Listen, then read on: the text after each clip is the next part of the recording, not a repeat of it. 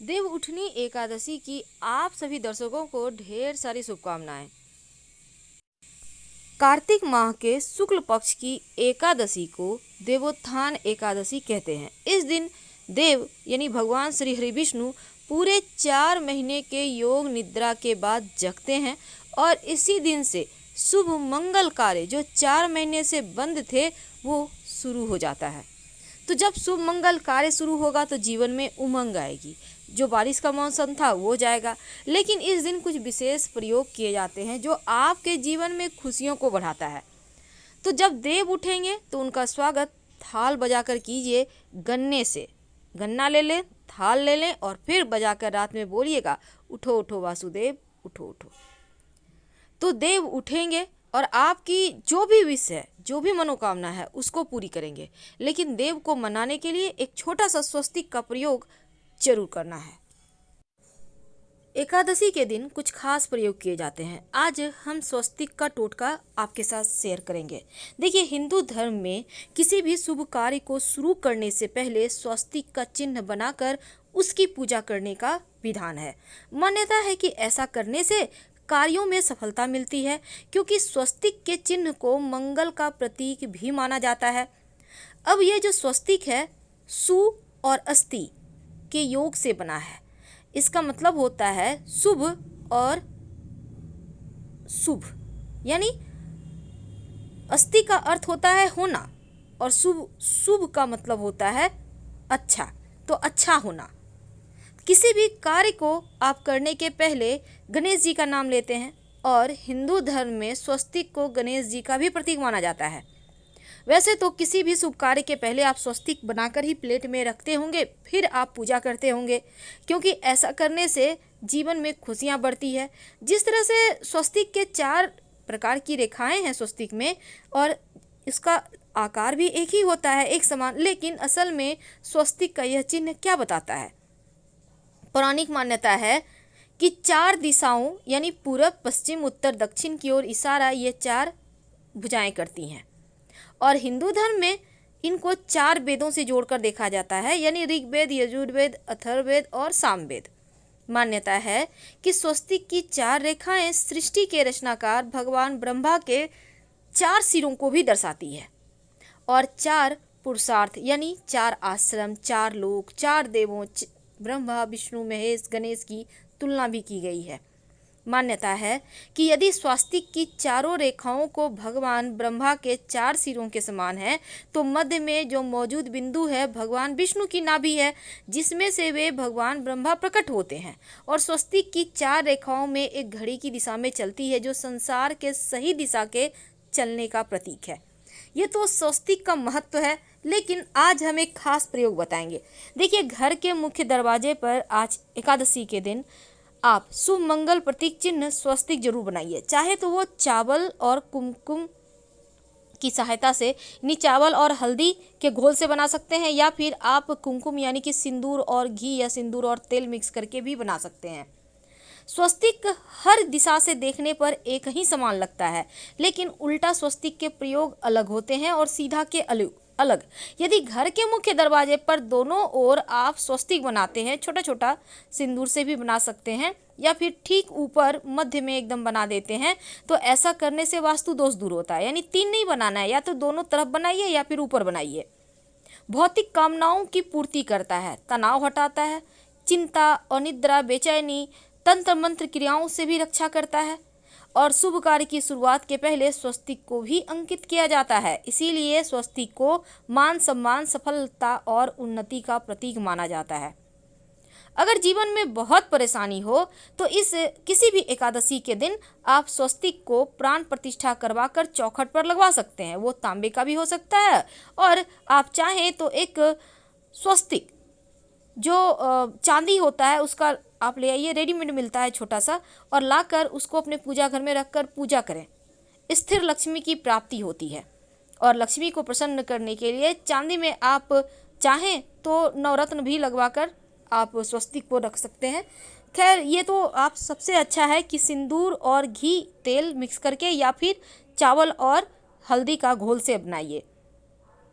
घर के मुख्य दरवाजे पर स्वस्तिक बनाते हैं तो छोटा ही बनाइए, बहुत बड़ा मत बनाइएगा।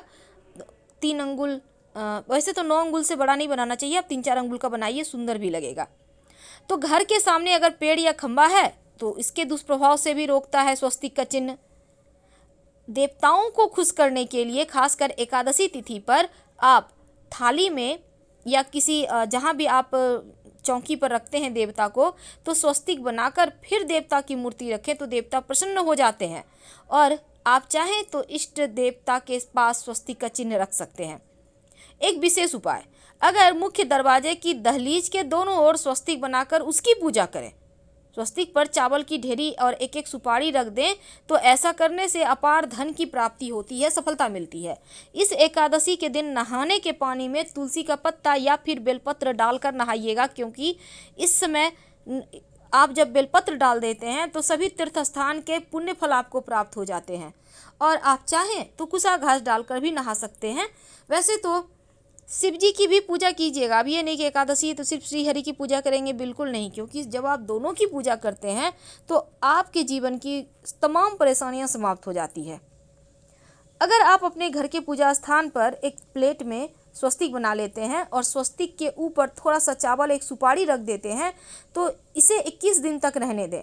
बाद में इस सुपारी को उठाकर गणेश जी के पास रख दीजिएगा घर में ही, और स्वस्तिक वाले प्लेट को आप साफ कर लीजिएगा। 21 दिन तक ये बने रहने से आपके जीवन में धन की कमी नहीं होती। यानी इस एकादशी को कर लें तो लंबे समय तक ये आपको लाभ देता रहेगा। अगर आपको कोई विशेष मनोकामना है तब उन मनोकामनाओं की पूर्ति के लिए विशेष प्रयोग होते हैं। वैसे तो पितरों की कृपा के लिए भी स्वस्तिक का चिन्ह घर में गोबर से बनाना चाहिए, मुख्य दरवाजे के बाहर से। सुख शांति भी रहती है, पितरों की कृपा बरसती है। वैसे तो एकादशी तिथि के दिन ये कहा जाता है कि पीपल के जड़ में अगर 1 लोटा जल में 1 चुटकी काला तिल, थोड़ी सी मीठी वस्तु डालकर पीपल के पेड़ में आप जल दें तो पितृदेवों की विशेष कृपा भी मिलती है और धन लक्ष्मी प्रसन्न होती हैं। धन दौलत सुख समृद्धि यश मान सम्मान बढ़ती चली जाती है। तो ये तो थी स्वस्तिक के कुछ विशेष प्रयोग। लेकिन कई बार होता है लंबे समय से मनोकामना नहीं पूर्ण हो पा रही है, तब इस एकादशी के दिन आप किसी भी पास के मंदिर में के दीवार में जाकर उल्टा स्वस्तिक बना दें, और जब आपकी मन्नत पूरी हो जाए तो जाकर सीधा स्वस्तिक बना दें, सिंदूर से बनाइएगा। तो चलिए आप जानते हैं भगवान श्री हरि की जब आप पूजा करेंगे तो उन्हें 2 हल्दी की गांठ जरूर अर्पित कीजिएगा, और बाद में उस हल्दी की गांठ को पीले कपड़े में लपेट कर रख लीजिएगा। धन की मुश्किलें दूर होगी। पहले से आपके पास रखा हुआ है तो उसको ही फिर से आप रख सकते हैं। आपके पास जो भी चीज़ है, केसर है, कमल का पुष्प है, केला है, गेंदे का पुष्प है, सब कुछ आप उनको अर्पित करें। जिस थाल को आप बजाएंगे गन्ने से, उस थाल में एक स्वस्तिक का निशान जरूर बना दीजिएगा सिंदूर से, और उस स्वस्तिक के दोनों तरफ 2 खड़ी रेखाएं भी डालिएगा। फिर इसको बजाते हुए देव को उठाइएगा, मंगलाचार कीजिएगा। तो ये जो स्वस्तिक है आपके जीवन की जो परेशानियां हैं उसको दूर करेगा, और जो खुशियां हैं वो आप तक पहुंच जाएगी। बहुत सिंपल है। जहां देव की पूजा करेंगे, जहां पर आप उनके निमित्त अनाज, घर, कोठी बनाएंगे, वहाँ भी स्वस्तिक बना। और विशेषकर आज के दिन आप उनके मंत्रों का खूब जप करें। उनके बहुत सारे मंत्र हैं, जैसे ओम ह्रीं बृहस्पतये नमः, ओम नमो भगवते वासुदेवाय, ओम नमो नारायणाय, ओम ग्रां ग्रीं ग्रौं सह गुरुवे नमः। इस मंत्र का भी जप कर सकते हैं। तो आपको जो आसान लगे उसी मंत्र का जप करें। तो अपनी विशेष मनोकामनाओं की पूर्ति के लिए, चाहे आपको जॉब की प्राप्ति के तलाश है, या फिर आप चाहते हैं कि आपका व्यापार अच्छा चले, या आप चाहते हैं कि अपना मकान हो, तमाम जो भी आपका भौतिक सुख साधन है, उसके लिए आप पास के किसी भी मंदिर में जाएं और एक सिंदूर लेकर जाइएगा घर से। सिंदूर घी मिक्स करके या सिंदूर में सरसों का तेल मिक्स करके मंदिर के दीवार पर एक उल्टा स्वस्तिक बना दें, और फिर जब मन्नत पूरी हो जाए तब सीधा स्वस्तिक बना दीजिएगा। फिर से जाकर वहीं पर, अगर आपकी जब मन्नत पूरी हो जाती है तब, और भगवान को धन्यवाद जरूर कहिएगा। तो इस तरह से आप इस एकादशी के दिन अपनी मनोकामनाओं की पूर्ति के लिए ये विशेष प्रयोग करें। और तुलसी जी में जब जल अर्पित कीजिएगा तो 1 लोटा जल में 1 चुटकी हल्दी, 2-4 बूंद दूध डालकर और थोड़ा सा मिश्री, 1 चुटकी अक्षत डालकर ही अर्पित करें तुलसी जी में। और शाम के समय एक घी का दिया जरूर जलाइएगा। इस दीपक में एक सिक्का रख दीजिएगा और बाद में इस सिक्के को उठाकर आप संभाल के रखें। वैसे ये सिक्का रोज के दीपक में भी आप डाल कर जला सकते हैं। ये सिक्का सिद्ध हो जाएगा। फिर किसी ज़रूरी काम से आप घर से बाहर निकलते हैं तो ये सिक्का पास में रख कर निकलें तो आपको कार्यों में सिद्धि मिलेगी। तो इस दिन बहुत तरह के प्रयोग किए जाते हैं, लेकिन याद रखिएगा दीपक का प्रयोग जरूर करना है। और अपने घर के मुख्य दरवाजे पर अंदर की तरफ से आप चाहें तो एक दिया जला दें। अगर नहीं आप जला पा रहे हैं किसी कारणवश, कम से कम एक दीपक पास के मंदिर में, एक दीपक तुलसी के नीचे, एक दीपक अपने घर के पूजा स्थान। अगर आरती वाले थाल में स्वस्तिक बनाकर उस पर थोड़ा सा फूलों की पंखुड़ी, थोड़ा सा अक्षत रखकर फिर आप दीपक जला के उनकी आरती करें तो सर्वोत्तम होगा। लेकिन याद रखिएगा भगवान श्री हरि को चावल नहीं अर्पित किए जाते, आप माँ लक्ष्मी को अर्पित करें। अगर श्री हरि को अर्पित करना चाहते हैं तो हल्दी से रंग कर ही अर्पित कीजिएगा, इस बात का ध्यान रखिएगा। फिलहाल विदा लेंगे। हर हर महादेव। धन्यवाद।